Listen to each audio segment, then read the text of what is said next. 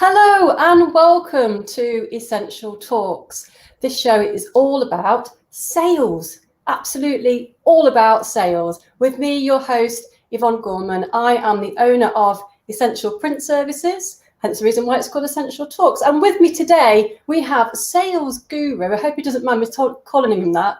It's Duncan Mercer from Magnatec. Hello, Duncan. Morning, Yvonne. How are we doing? I'm good. How are you? Excellent. Thank you very much. It's Friday. So great t-shirt got on there. Great t-shirt.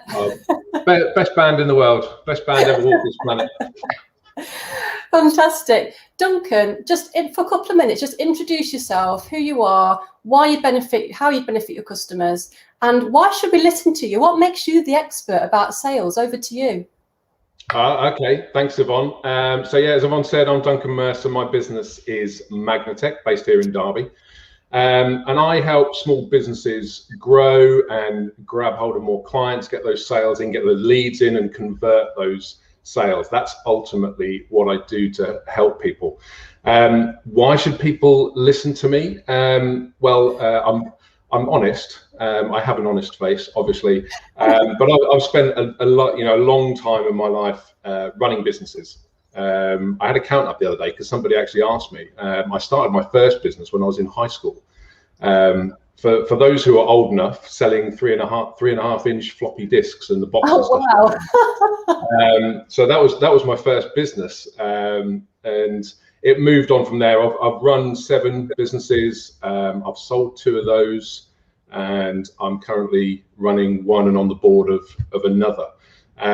So there's a lot of experience there, and that's what I like to put into it. Yes, there are fundamental strategies and tactics. I don't profess to have reinvented the wheel on any of those. I do put my own take on it, with some twists. I like to work with mindset people, because mindset, I think, is a big thing, especially when it comes to sales. So I like to put that kind of twist on. So that's me, and it's about the experience, where I've been, been there, done that. And having said all that, which sounds all very successful and great, I've also failed at a couple of businesses, which I'm more than happy to admit to anybody that that's the case, because that grows you, it produces opportunity, and gives even more experience in what you're doing. And what you talk about. Absolutely. I'm exhausted listening to all that, quite frankly. How you do that, my goodness. Just for the viewers watching and listening in, we are live, we are unedited, and we've got a couple of sound issues, I believe, but I think we're going to be okay. We're live, anything can happen just like that. We are live, unedited, unscripted, and we'd love to hear from you. So if you're watching this live or on catch up, please send in your comments and questions. We'd love to give you a shout out. So Duncan, why is sales such a dirty word? At the end of the day, if we're running our own businesses, we have to sell in order to get the profit in order to pay the bills and pay ourselves and put food on the table. So why is it such a dirty word? Yeah, absolutely. I mean, just quickly on the sound issues, if everyone thinks we're in a dental studio, we're not. I've got some bathroom fitters upstairs that have decided right now is the time to start cutting some wood. So apologies if anyone can hear that in the background, but this why I'm sat here and my office is being done as well. It's live. Things like happens. It's all fun. We've all got to make money, including the bathroom fitters. So sales is a dirty word. It is, and I think for myself, it's a hangover from the old school salespeople that we've all encountered, and unfortunately we still encounter to this day. There's a mindset around sales and salespeople that it's sleazy, it's pushy, it's manipulative.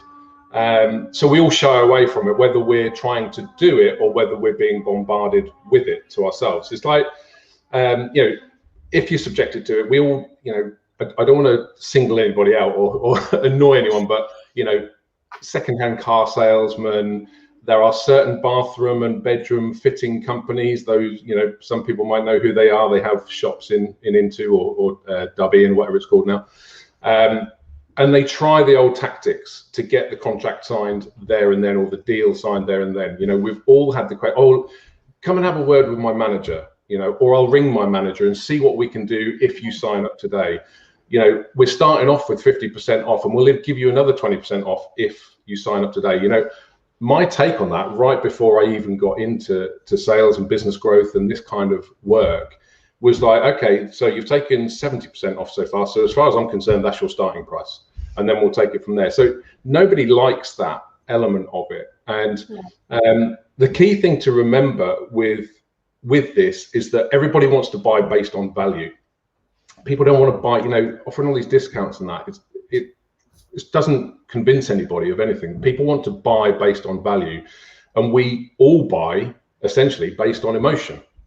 Now, we might apply logic after the purchase, or potentially logic will be applied for us by our other half, perhaps, if we've made a purchase. But ultimately, in the first instance, we all buy based on emotion. So buying based on emotions, you want a good feel about the sale, about what you're getting, about how that person is approaching you. And so the dirty word, I think, is just a hangover. And I wish these old people would, older style salesmen would realize that people want a good experience. They don't want to be sold to, they want an experience, they want value, and that's the key element to it. Absolutely. But it must work, because they're still employed and they're still running their businesses. So it just absolutely baffles me how it's still allowed to happen almost. Duncan, for those, I mean, I hate cold calling. I've not cold called for my own business for years. I absolutely hate it. But once, if I have done it in the past, once I've started to do it, I've really enjoyed it, because I do it in a different way than the sort of normal scripted sales technique. But it is all about just talking to people, isn't it? But for those people who do hate cold calling and cold callers, what other ways are there to obtain the information we need to get a new customer? What other things can we be doing to get to the right people? Yeah, I'm totally with you, Yvonne. I hate cold calling, and I hate cold callers calling me. If they're a great offer, I'll still hang up on them, because I don't understand why they've bothered to call me. The strongest tactics to go for me in this, rather than cold calling, is around social media and networking. Excuse me. Now, they're strong tactics. It's not easy, and it's by no means a silver bullet. A lot of people believe that social media, get on social media, I'll promote my business, it's free, and all my marketing's done for me. It's hard work, but the key to it is creating relationships and creating rapport and having conversations with people, with prospects that you're looking to target. I don't like the word target either, because it sounds quite guttural, quite mean to target somebody. But we know the people we want to do business with, and the way to use that is, from a networking perspective, is just grow your network. Because from that, a trusted network can provide referrals, can make introductions for you, because you never know who knows who. There could be a link, and it could be anything. It might not be in business, it might be sociable. But then with social media, it's about the conversation. Don't go out there and try and sell to somebody on social media, either via messaging or the posts. You've got to provide value. There's only two things to post about in social media. That's education and entertainment. Post about those things with value, create rapport, create a relationship, and build the conversation. And then you can ask for a call or go for a coffee. And then you've got what we like to call the know, like, and trust factor with somebody, and you've built that rapport with them. That's how I predominantly go about it, because I don't like picking up the phone, and I don't feel it's overly productive, because you've got to sit there and you've got to do it. And the sort of lead gen rate from cold calling isn't high unless you've got a professional company doing it for you that can throw enough mud at a wall, essentially. Absolutely. The background noise earlier on sounded more like a whale then, so that's quite impressive that you've got a whale in your bathroom. Good Lord. Essentially. It's not that big. Okay, Duncan, so let's just say we've tasked ourselves that to be brave, I'm going to call 20 odd companies and get some names so I can send them something in the post. Good old fashioned lumpy mail. So how do we get past the gatekeeper, in your experience? Or maybe we've tasked our business development manager with, go out there and find me 20 names of people. So how do we get past the receptionist? How do we get the name that we're looking for? The biggest thing to do is research. That's the biggest word, you know, and research covers everything in business. When you go into cold call, you've got to do your research on the businesses that you want to try and get past the gatekeeper of. But it stems across lots of other things. Market research, you know, I work with some people where they believe market research. Well, I did my market research when I was a startup, when I started. Well, you know, it's an ongoing beast, and it always has to be. What you've got to do is you've got to find that little hook that business is looking for. You know, what is it that is going to benefit them? And then you've got to create the conversation. You've got to offer them something. It's not about you and what you want. You know, people will start a cold call, try and get past reception. Well, I want to talk to so-and-so because I want to send him something. That's not going to work. You know, the receptionist knows that, and they're going to stop you dead there and then. You've got to find out exactly, talk to the hand, you know, hang up. The conversation has to focus on the benefits that that company or that person are going to get from you. What value are they going to get from you? If you can identify the conversation going on inside their head with, it could be the problem that they have that they don't want, then your product or service could be the solution that they need but they don't have. And if you can get that hook, and the receptionist goes, yeah, it could well be it, or he or she could well be interested in that. Let me put you through. And again, try the other way of doing it is avoiding the gatekeeper altogether. Again, as I said earlier regarding social media, there are ways to contact people. I'll give you an absolute prime example that's happened recently with me in trying to contact some people in BT, or now BT and EE. And I ended up having a conversation with a guy called Mark Oliver on LinkedIn, who's the managing director of BT and EE UK. So, you know, very, very pleasant chap. More than happy to reply to the message. You know, so there's ways of doing it, and you know, you can either to bypass the gatekeeper. You can either go above them, like I did there, and it was very fortuitous, but I got to the person, and it wasn't Mark that I was trying to talk to. You know, I don't usually target my, you know, managing directors of global businesses. As you do. Yeah, all the time. It's just a daily occurrence for me. Why not? You can either go above the gatekeeper, or you could possibly go below the gatekeeper as well, drop down a level and try and get a champion inside the business that will champion you and get you the information or the introduction. Again, it's part of networking and getting those referrals and introductions. But again, it's all about that conversation and getting that know, like, and trust. They're not just going to let you through on a whim in the hope that you might have something of value to offer. No.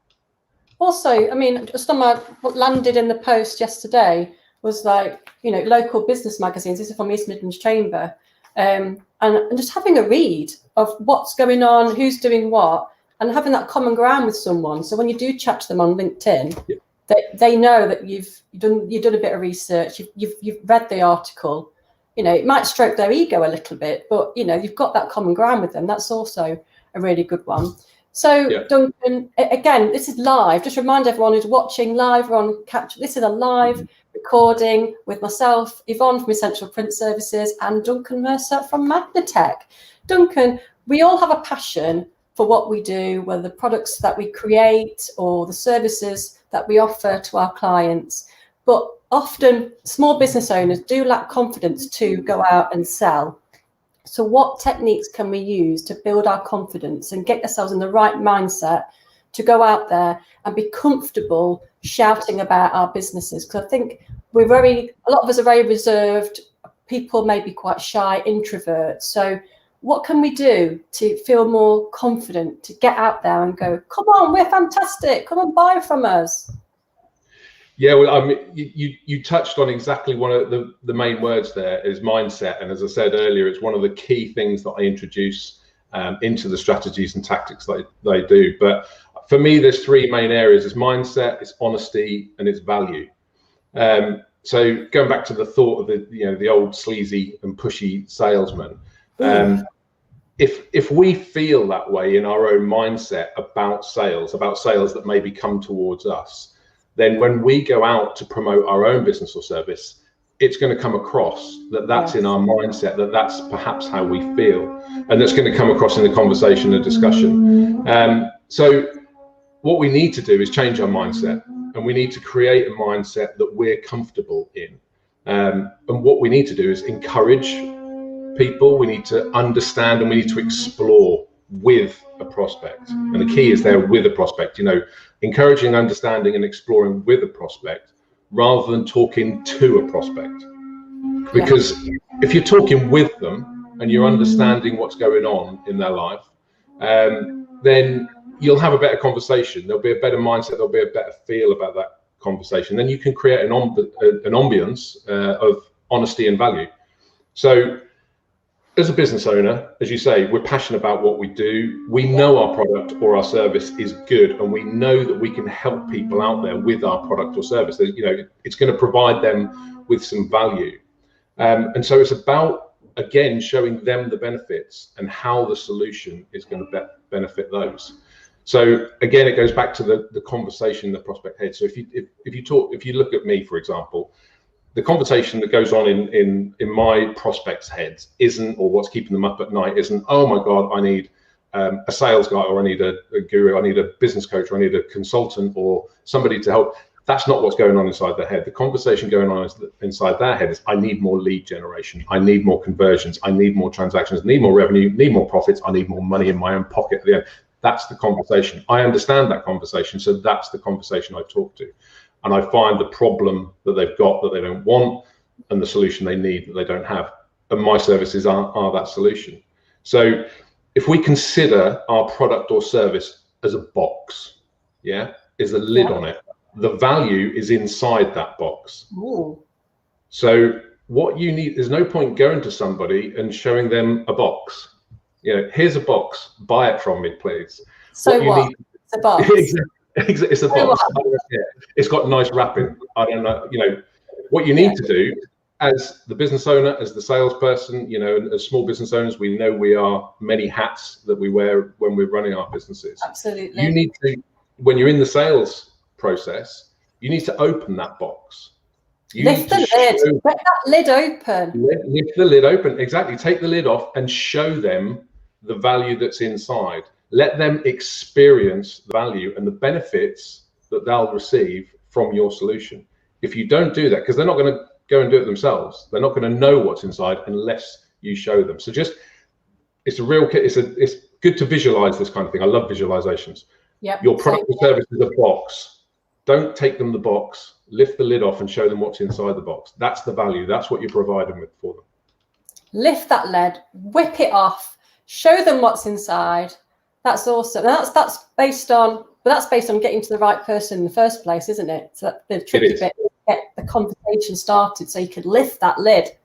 Okay, we're going to go now and talk about following up inquiries, Duncan. Now, pre-COVID, part of our own sales process, I use that word loosely, was to chase up quotations. We'd probably chase them up a couple of times, maybe 3 times. And looking back now, I just think, were we just wasting our time with that? I was watching a webinar recently where a gentleman used the term chase, is it replace rather than chase? So rather than chasing the inquiry, replace it with somebody else, a brand new person instead. What do you think about that? And also, what is the best practice for chasing up inquiries? You know, is there a magic formula of, you know, email, call, or post? What do you think from your experience is the best way to do it? Is it worth chasing inquiries? Absolutely, it's worth chasing inquiries.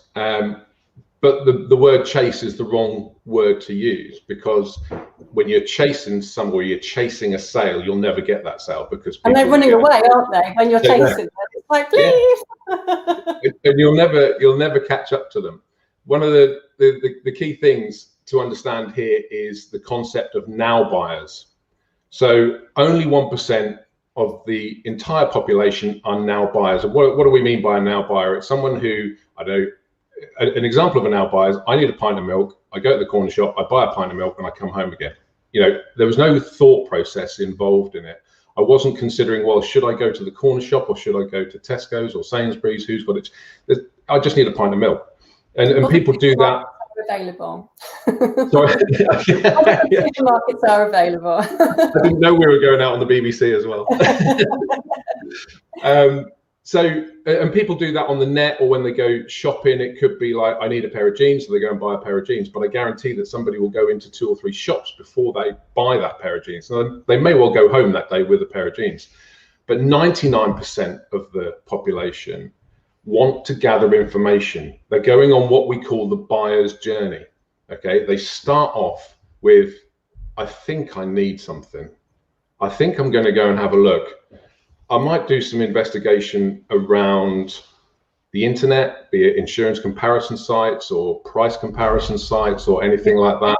Reviews on Facebook business pages and on Google. Exactly.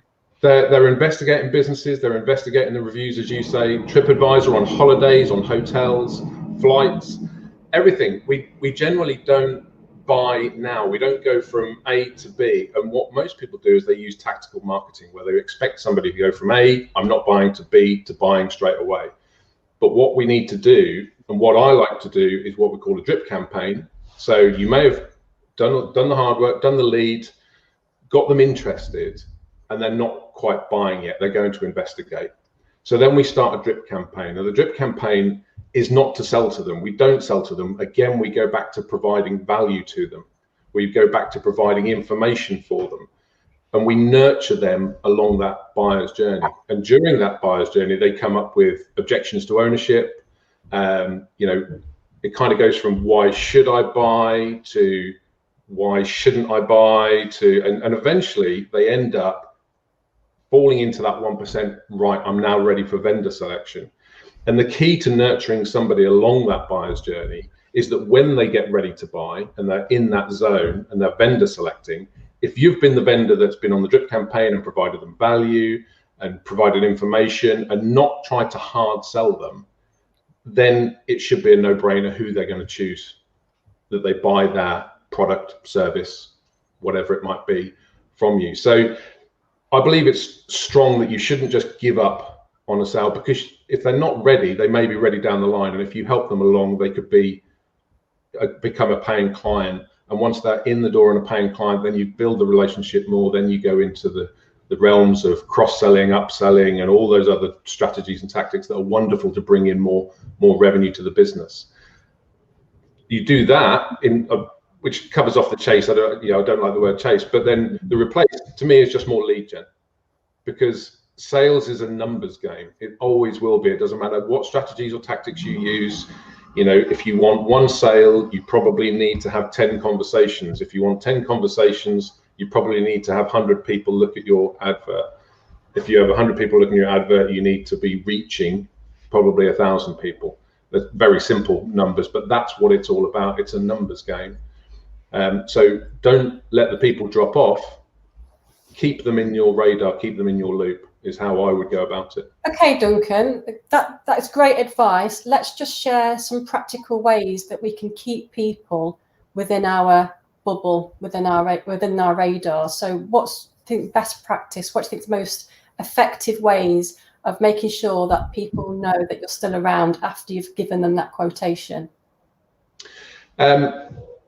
There are various ways. Drip campaigns work well on email. Again, just providing there's lots of software out there to auto sequence for you, but make sure that the emails are valuable. There's value within them. There's information within them. There are other ways, via social media. You'll see a lot of Facebook groups. I have a Facebook group now with people on there, prospects. Not all of them are clients in the group, and I go live once a week and provide value on what I talk about in there. There's posts that go on. There's various free either cheat sheets, guides, my book's available in there, and posting out on social media. But then if you can, because information is gold dust, data is absolute gold dust.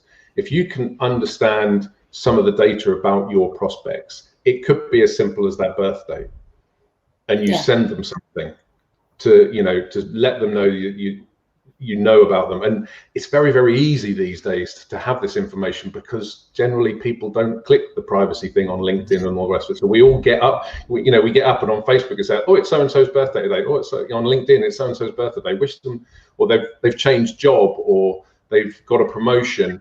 And it's those little tidbits where you go and you congratulate them, or you offer them a happy birthday. You may have not spoken to them for years, but why not? So they say happy birthday, happy work anniversary. Exactly. Sure, absolutely. Exactly. Anything like that. Go on. Sorry. The one thing that's really successful at Essential Print Services, and again, it's really sort of lo-fi, old school way, is if we saw someone's birthday or work anniversary coming up on LinkedIn, was to send them a branded card. And it worked a treat. Not only did it make us feel good because we're doing something nice, but it made them feel good for receiving something tangible. And we've made that effort, because printing that card and posting it costs money. We've invested in that person to send them something to say, hi, if ever you need printing, you know where we are. But in the meantime, have a great day. Have an awesome work anniversary. You're the best. Yep. So, and also to also point out a thing that people miss, loads of people miss, including myself, is when that new contact comes to you for an inquiry, you've not even have to be proactive about it, they've landed to you, make sure that you do link up with them on Facebook, on LinkedIn, follow them on Twitter, because then when you're doing that drip process that you're talking about, they are definitely connected with you. Because I think a lot of people think, well, I'm saying all these things on social media, but so-and-so just isn't reacting. It's because you're not connected with them. So make it make it sort of an autopilot. So when that inquiry comes in, one of the first things that you do is not only just give them a great service and wow them, but connect with them on LinkedIn.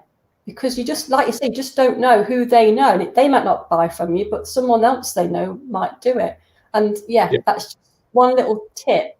Any other ways, Duncan, that you can think of that we can remain on people's radar without coming across as being, sometimes a bit stalkerish, and also, without coming across as being too pushy? It's mentioned e-shots, and you can use the likes of, MailChimp is the one that we use, and you can set up, like you say, automated emails to go out. We've mentioned social media and LinkedIn, Facebook, and the like. Any other ways that you can think of that you can just remain, in people's Minds? It's probably via networking. Is asking your network group or your network to talk about you as well. Word of mouth isn't dead. Albeit for the last year it's been through a computer screen, but fingers crossed. Or God willing, we're coming out of this thing now.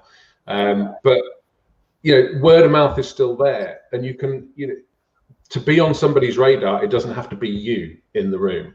It could be somebody else talking about you. So one of the biggest things is, and I'm going to try and remember the stats now, is asking for referrals. If you've got a happy customer, a happy client, just ask the question, ask them to refer you, or if the subject comes up, ask them to introduce you. You don't have to be in the room. And it's something like 90% of happy clients are willing to give a referral, but only 10% of businesses actually ask for that referral. So it's a really minute amount of businesses that are actually getting, which can be a really, really powerful lead gen, is somebody else saying you're good. As we said to you earlier, we're passionate about what we do or what we sell as business owners. Of course we are, and we all think we're great. But if somebody, well, we do, don't we? It sounds arrogant, but we're absolutely awesome. But like, if somebody else is saying this person is good, it works, and there are plenty of people I work with, and when I'm talking, even if I'm talking to and sometimes I'll be talking to a prospect, and I might be on the verge of going into the pitch or creating it into a sale. And then it's just, again, it's about that understanding and exploring conversation.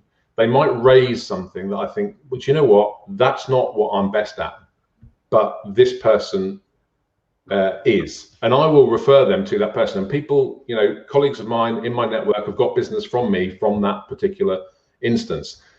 it's not to say that that sale is then dead for me, because it could be like, right, when they've gone to that person, they've sussed out that part of the issue. Yeah. They know that I helped them, and they're likely to come back to me for the rest of it, or whatever it might be, what the expertise might be. So, you know, asking for that referral will get other people putting you on people's radar, and you don't have to be in the room, and that's really powerful. And what's the worst that can happen if we ask for a referral? They could just say no. It's not the end of the world, is it? I think we're very fearful of people rejecting us, so we don't put ourselves out there. But it definitely is. The worst that can happen, they can say no. So what? Yeah. But remember the Dr. Pepper advert. What's the worst that can happen? If you're opening Dr. Pepper, I mean, it's horrible stuff, but you know, that's probably the worst that can happen for me, is actually opening one. But you know, it's true. I've always said, whether say it in personal life or business life, no is a perfectly acceptable answer. It's in our language. We can use it. You know, nobody should think the worst of you if you do use that word. And I certainly don't. If somebody says no to me, it's fine. You know, that's because everyone has their own wants, needs, opinions, and all the rest of it. So absolutely. And going back to your networking, Duncan, I mean, if you are lucky enough to be part of a fantastic networking group, then that is a perfect way to stay on someone's radar. If someone new, a new contact's come into your business life, and you know, you've researched them, you think actually this person would be really good, not just for me, but for my network. I mean, how nice is it to receive a personal invitation for someone to a networking group? You know, I know you recently inquired with us about some postcards or business cards. You know, why not join me? I know you've not bought from us yet, but why not join me at the next networking group that I attend? I think you'd really enjoy it. How lovely is that to receive an invitation? So use your network for that. And that's just a win-win situation for everybody. We've got some shout outs, Duncan. We've got a shout out to Fiona Coulson, who's listening to us whilst walking her dogs. Fiona owns the business called The Pet Servant. She is a professional dog walker in the Derby and Derbyshire region. So hello, Fiona, to you. And also Mark Harrison from Me and D. Hello, Mark. Massive hello to Mark from Me and D. And Mark also says, your T-shirt brings out your eyes, Duncan. So that's lovely. Yes, that's lovely. Yeah, Mark and I have a kindred like for music. We're both quite mad on it. I had a very, very excellent call with Mark this week, actually, earlier this week. Brilliant charity, what they're doing over there. They've had a hard time the last year, but in fact, it's a little plug, Magnatec. We've just signed up as a business sponsor for Me and D. So, fantastic! We are too. We're all part of the Me and D family. How lovely! Absolutely. And again, the Me and D charity do host their own networking group. So if you want to attend a networking group and listening to this, then head on over to the Me and D website and check it out. We are at the 30-minute mark, Duncan, and it absolutely has flown by. It's been fantastic talking to you today. I'm going to wrap up the show here, but I'm going to come back to you straight after for maybe 2 or 3 takeaways from what we've spoken about, so people can actually just wrap up the show in just 2 or 3 minutes. That would be awesome. So this has been episode 3 of Essential Talks. It's been all about sales. And whether you're watching this live or on catch up, we would love to hear from you. Please do send in your comments and questions and we would get back to you shortly. So Duncan, before you give us your takeaways, just let everyone know how we can find you. If you want more information about yourself and Magnatec, how do we get in touch with you? So I'm across all the social media platforms, of course, all of them. So, but LinkedIn's probably my main one, or you can just go to www.magnatec.net is my website. It's also under yourbusinessgrowth.co.uk. So that's my website. And I have what we call game changer calls. If anyone wants to understand a little bit more about this, just for your business, bespoke to your business, it's not a sales call, then by all means book a call on the website. It's so not. I like the call. But this has been all about sales. I know. It's about a conversation. I like having conversations with business owners. So. Absolutely. So what are your takeaways from today's episode, Duncan? Right, there's some key takeaways to this. The main one is understand the conversation that's going on in your prospect's head. Okay, it won't be what you think it is. It'll be about pain points. You've got to market and sell to the negative side of people and what their pain point is. So they will have a problem that they have that they don't want, and you will have a solution that they need and they don't have. So understand that conversation and speak to them about that conversation that's going on inside their head. And the other good one, which I think, Yvonne, you liked as well, was your product or service is a box and they don't know what's inside. The value is inside that box. So open the box and show them what the value is. Let them experience what that value is for the actual product or service that the box represents. And you'll find that sales increase. I guarantee it. Love that. Lift the lid. We're lifting the lid on sales today. I absolutely love that idea and the visualization that goes around it. I think will really help many of people that have watched, that will watch and have watched the show today. So thank you so much for your time, Duncan. Like I said, this is episode 3 of Essential Talks. It's been all about sales. If you've liked it, there are more episodes available on the Essential Print YouTube channel, including marketing and business insurance. Yes, the sexy world of business insurance is right there, episode 1. And if you enjoyed this show, show us some love. Give us a like and press the subscribe button. That would be awesome. That would really, really help us out. So again, thanks, big thanks, round of applause for Duncan Mercer. He had a soundboard with an applause on there. Well done to Duncan Mercer and the whale in his bathroom that was featured earlier on. It's been great to speak to you, Duncan, and thanks to everyone who's watched and will watch on Catch Up. We'll see you again soon. See you later. Bye. Say bye, Duncan. Oh, sorry. Bye. Thanks, Yvonne. See you later.